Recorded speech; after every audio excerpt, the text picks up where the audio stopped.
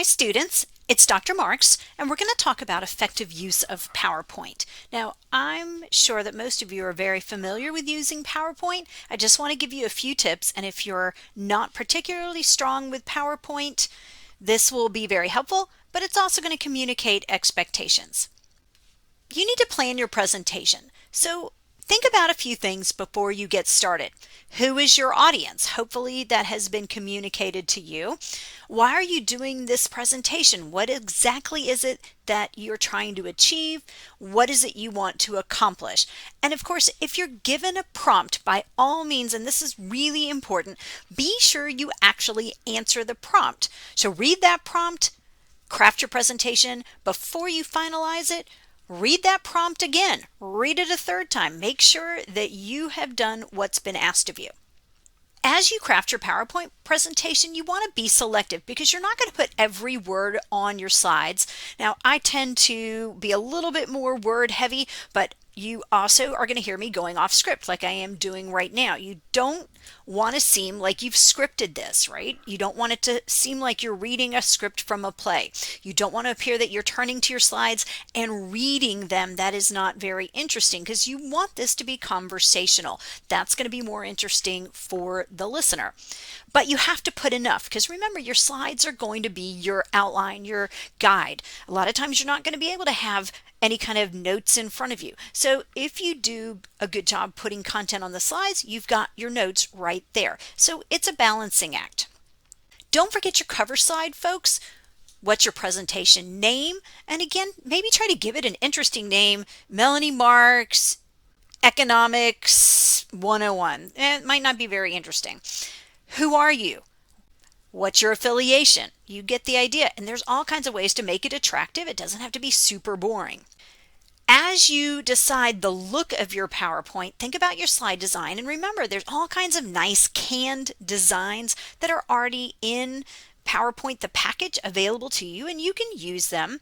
But you have to also think about the nitty-gritty font size, color contrast, and the background that you're using, use of animation or not. And you're going to see that my graduate student that I worked with on this a long time ago added some animation to this just to be funny and show you things are distracting, and I don't know how to get all of it out. So you're going to be stuck with some crazy animation, but that will drive my point home. Of course, you need to be thinking carefully about the slide content, what's going to be on each slide, and what's too much. Guys, you don't have to put everything on one slide. If you think your slides are too busy, a little hard to view, you can craft more slides. That's the beauty of PowerPoint. You can have a whole bunch of slides. And of course, bullet spacing, indentation, those kinds of things are going to change the look and just make it look a little bit more professional.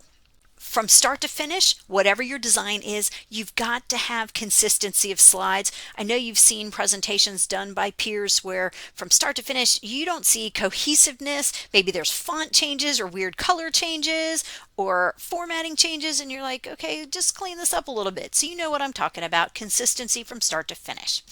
All right, font size, guys, just to give you some idea, for the font that I'm using, you see the first line is 32. So that would be an appropriate font size. It does vary by font though, right? If you use a slightly larger font, it could be 32 of a different font, but be slightly bigger. So you get the idea. But 32, this gives you an idea. Below that, where I say it could be smaller, that's 24. So that could work. It depends. You don't want to have so many lines on the slide that it gets overwhelming.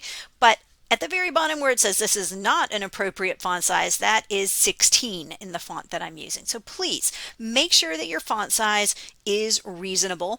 Now, I know that some of you are going to be recording presentations depending on what class you're viewing this for, and others are going to be doing them live in class. So you need to think about your environment. If I'm looking at a computer because you've recorded it, well, I might be able to see 24 just fine.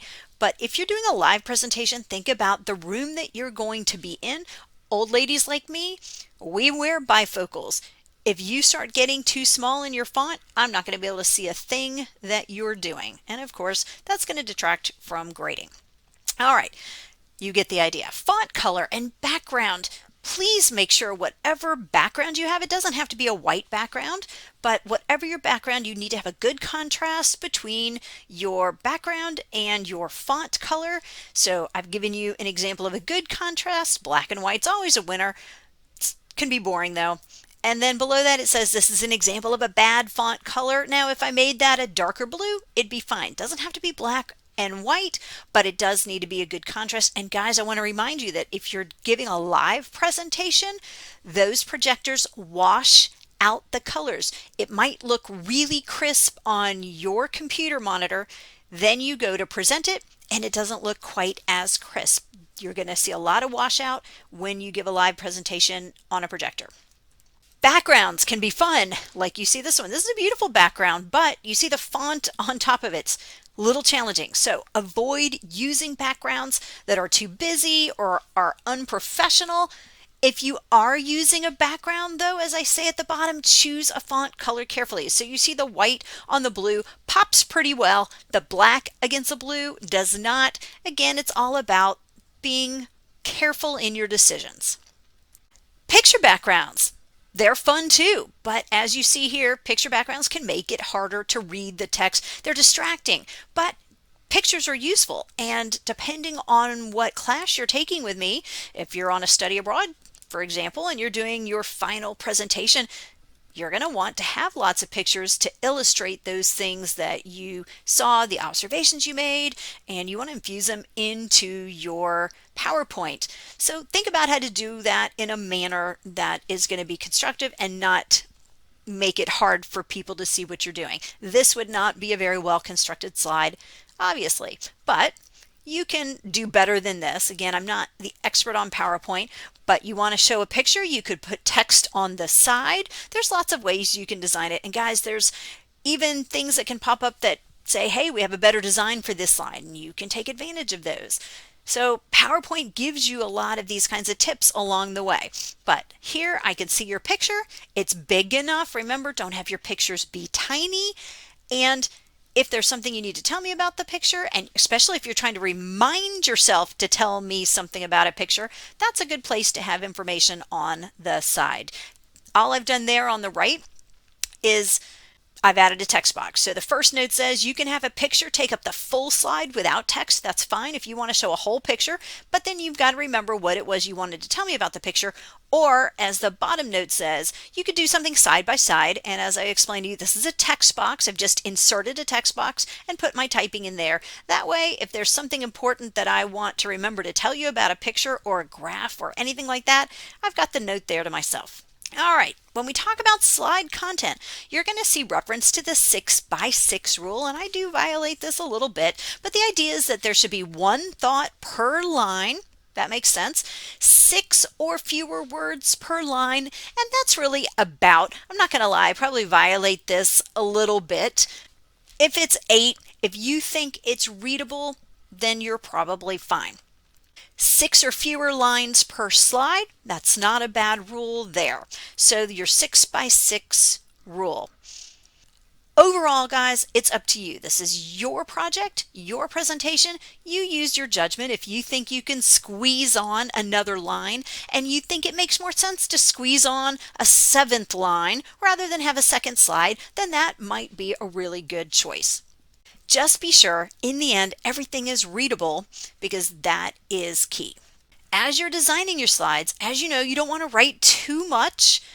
So there shouldn't be paragraphs. Sometimes I get students who are just kind of lazy, so they've just kind of crafted a paragraph, or maybe they've plagiarized and lifted a paragraph from somewhere else, and that is not a good idea for plagiarism reasons, but also we don't put paragraphs on our slides. You want to have bullets, and you want those bullets to be reasonably concise, not too concise, but reasonably concise. You want them to parallel what's coming out of your mouth though. I don't know if you've ever had a professor who is showing you one thing on the screen and then out of their mouth is something completely different. You just don't see the connection. So doesn't mean you can't go off script. I'm going off script right now, but make sure that wherever you are in your presentation parallels what it is that's coming out of your mouth. So here's clearly a very badly designed slide. This is a slide that's not well constructed because, as we said, this does not use anything even close to the 6x6 rule. And this would be extremely hard to read while we're listening to your presentation. Again, you get the idea.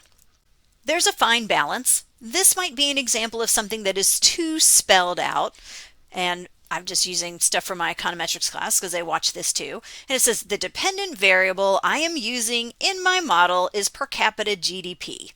Okay, it's not bad. It's a little wordy. You don't need all those words, but you at the same time don't want to be too brief. This is too concise. My dep var GDP PC. Now, if you're in my capstone class, you'd probably know what that means, but that's probably not a very good idea for a presentation, especially when you have a varied audience.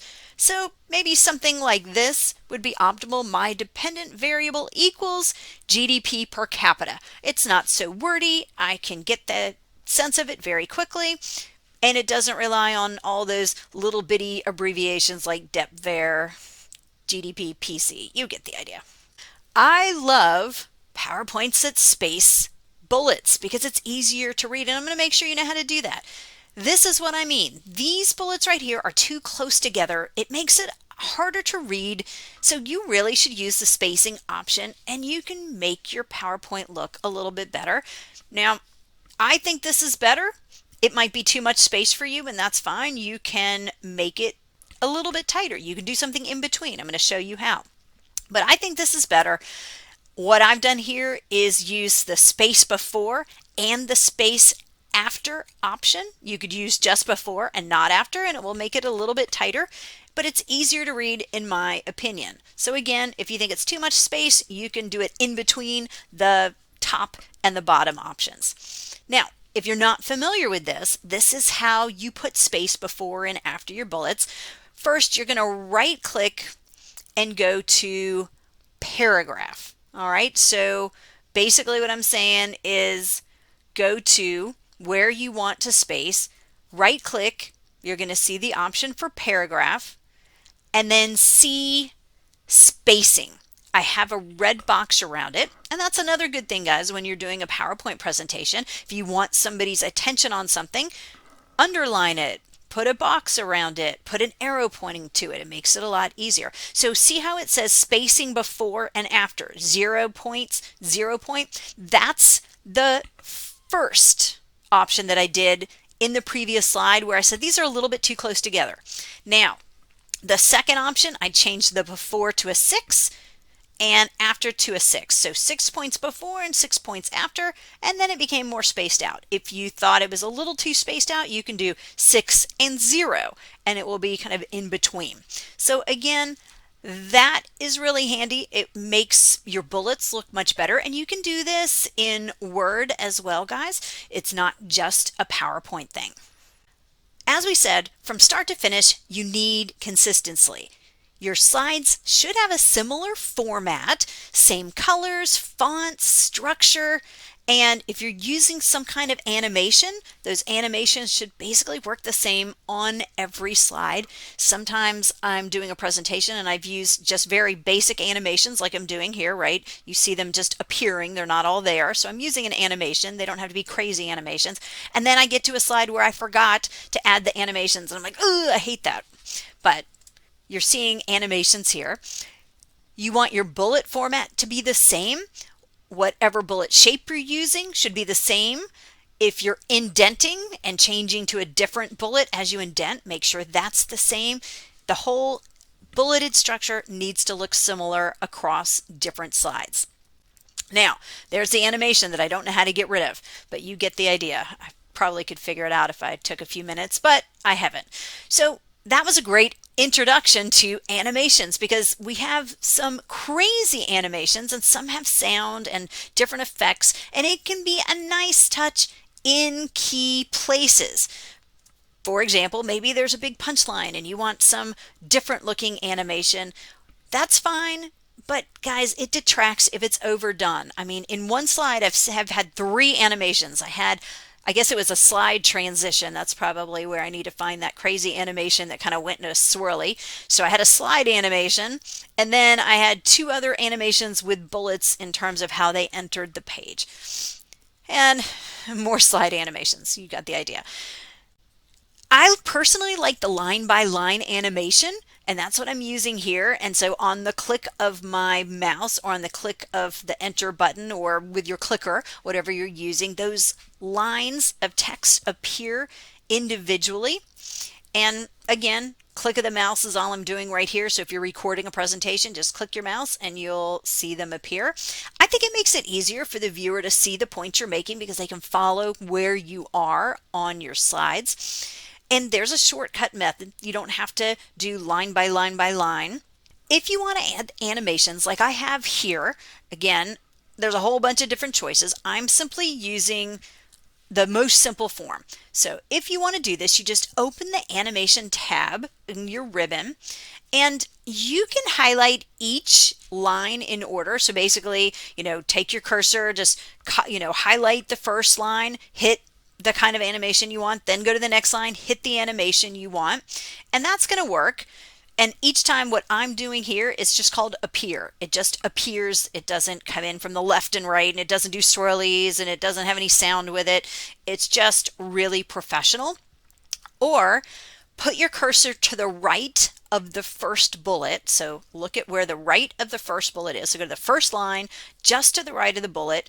If you put your cursor there, as long as everything is lined up here, you don't have a lot of different indentations, as long as you put your cursor there and you hit appear, it's going to actually number all of these. In this case, it would just number them 1, 2, 3, 4, 5. It would do all of them at one time. You wouldn't have to go line by line. So that's a nice shortcut. So here's what I mean. If you're not familiar, here is your animation tab, right?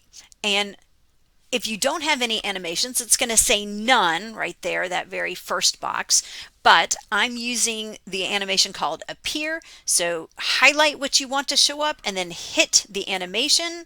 Click on appear if that's what you want. Or as I said, you can put your cursor to the right of the first bullet. When you hit the appear button, it should number everything. So if you have 6 rows, 6 lines of information, it should number them 1, 2, 3, 4, 5, 6. Let's talk about tables because you might have some tables in your presentation, and this is a really ugly table, first of all. And so take a look at that table for just a second.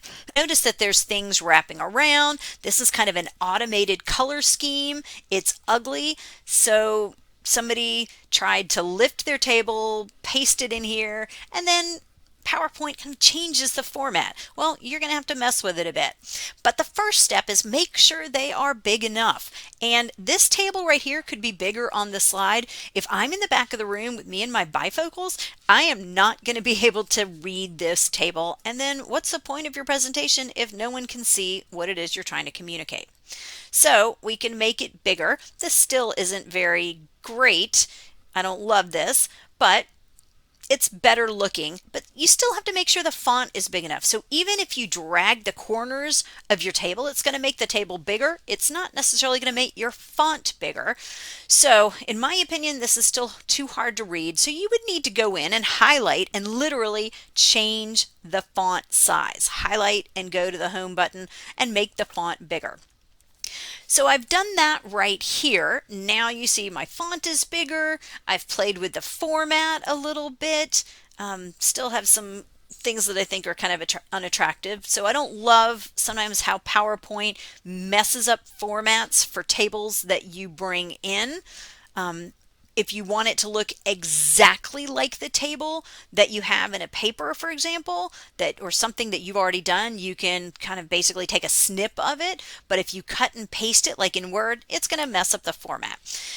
But either way, note here the contrasting colors. I'm trying to make it a little bit easier to read. I still think this is ugly, but I think it has made it more readable. But you can change the colors, you can change the formatting. You just need to play with these formats. But big enough font, change color schemes, make it readable. So guys, but I want to remind you that just like I should have when I give a lecture, you should have a conclusion. Your presentation should have a conclusion.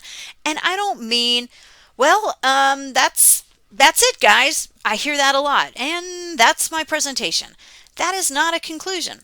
So your PowerPoint presentation should have a conclusion just like an essay has a conclusion. Hopefully somebody's wrapping up. If you're looking at somebody's speech, you get the idea. Just do not end abruptly because there's nothing good about that. So a conclusion offers a recap. So you've heard the expression, tell them again, and tell them what you told them. Your conclusion is basically recapping what you've done. Okay, so, in looking back, this is what we took away. This is what we learned. Tell us kind of the key takeaways, remind us of some connections, whatever your recap should be. But you could also extend by talking about things that should be considered, maybe things that are interesting, things that you want to ponder and think more about. Again, it depends on the type of presentation you're doing. If it's a technical presentation, you might talk about areas of concern. Where did your methodology not work so well? What would you do differently? If you had more time, where would you expand on research? Again, tailor it towards the type of presentation you're giving. Finally, we need to talk about avoiding plagiarism, because just like when you write a paper, you could have plagiarism in a PowerPoint. It is important that you cite your sources on individual slides. In other words, what I'm saying is slide by slide by slide. If you use data, you need to tell us where it comes from. You could put it at the bottom if it's kind of a table or something that comes from this. You don't necessarily need a full citation on the actual slide, but it needs to be clear because we can find the full citation in your references. Your full citation goes in that final slide where you're going to put your references. So give the basics. Maybe you found some data at OECD.com, their website. So that would be what you would want to put on an individual slide. But if this is coming from a particular report, then that whole report needs to be cited on that reference slide.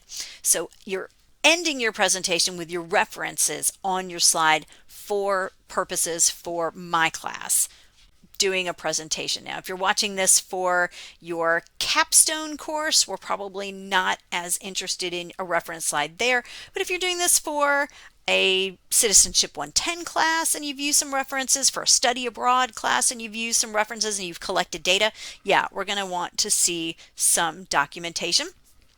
I don't really care what format people use for their references. I know, for example, in my study abroad, you come from all different disciplines. Just use whatever your discipline uses and the one that you're most familiar with. Whatever, you can pick that. So let's talk finally about effectively presenting when we're using PowerPoint. Please, when you're using PowerPoint to deliver a presentation, don't hide behind the podium. And again, that's if you're giving a live presentation, like in a class, with real live human beings in front of you. Of course, not if you're recording a presentation and uploading it. Please don't play with the clicker in your hand. That's just a sure sign that you're nervous. It's very distracting to the listener.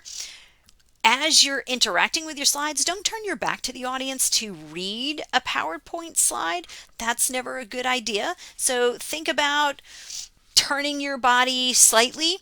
And of course, don't seem like you're just reading.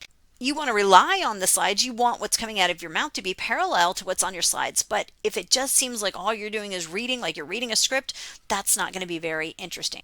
Think about what you're doing with your hands. Keep them by your side or put them behind your back. Keep yourself from fidgeting, playing with your hair. Sometimes I have students with pens and they're so nervous and they're just clicking, clicking, clicking, and I just want to rip that pen out of their hand.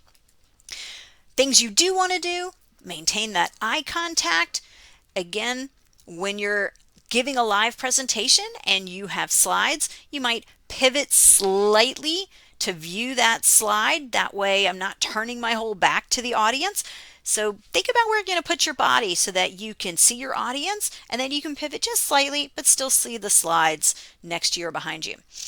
Also, direct the listener's attention to the slide in different ways. And this is whether you're giving a live presentation or you're recording it. So maybe you have a graph and you want to gesture or use a pointer, or if it's something recorded, a verbal command. It could be, okay, notice the red line on the graph. Okay, now you've told the viewer where you want them to look. So use your verbal commands, and if you're live, you could also use a pointer or a gesture to direct the listener's attention to where you want them to see. And so you may have seen me do this in lecture if you were in any classes where we looked at graphs and I had a recording where I said, okay, see that red line, or look where the blue line intersects the red line. All right, what does that tell us? Here's my references, just like I said, you should have depending on the class that you're in. So guys, you're probably way better at PowerPoint than I am, but I do want you to take this seriously. I wanted to set expectations so there were no surprises, and if you haven't had a lot of opportunity to craft PowerPoint, that you would get some tips. So not trying to say I have a lot of expertise, and you guys are probably far more clever than I am, but these are the basics. If you stick to these basics, you will be in great shape. If you have any questions at all, please let me know. And again, thank you for listening. Have a fantastic day.